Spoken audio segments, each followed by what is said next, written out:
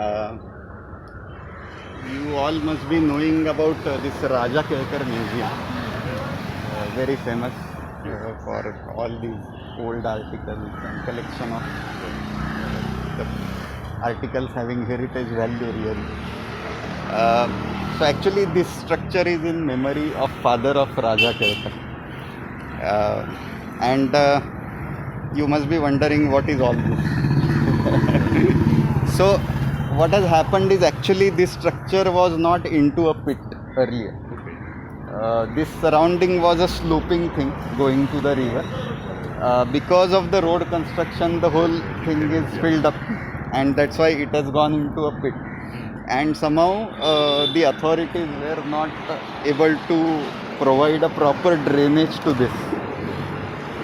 So you see, it's a combination of some live springs here as well as some leakages in the sewage lines, which has mixed together and which is seeping continuously here.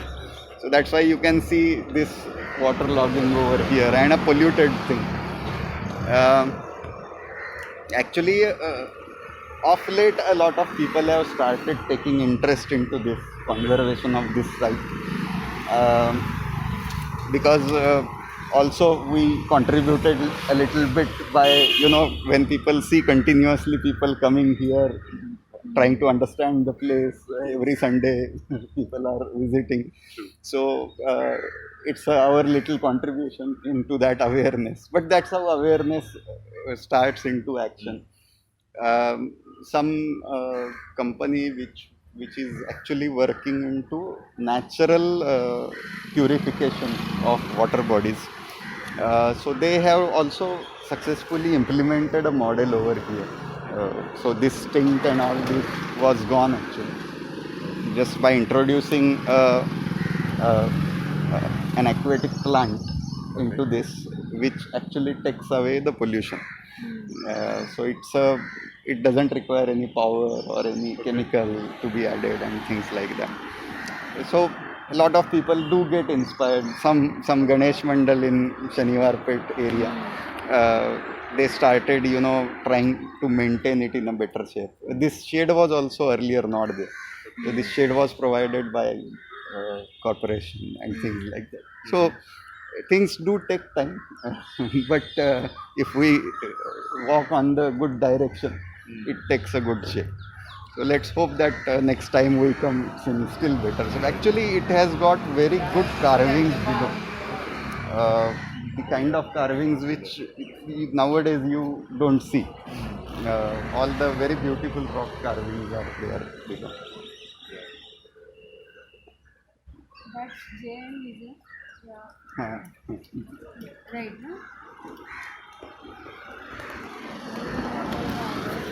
Many people are actually trying to understand.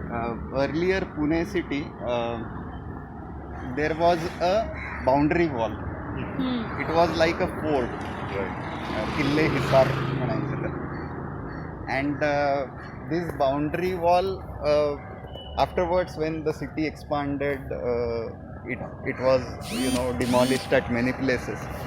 But there are some remains, and a lot of historians believe that this is one of the part of that wall. So it must be around 150 plus years old. Then you can see some markings over there. Thanks. Blue marking. Yeah. Actually, these are flood lines. So this blue line is a line which is reached by the flood maximum in last 25 years. And there is a red line which we cannot see over here, which is reached maximum in 100 years. That is the highest flood line.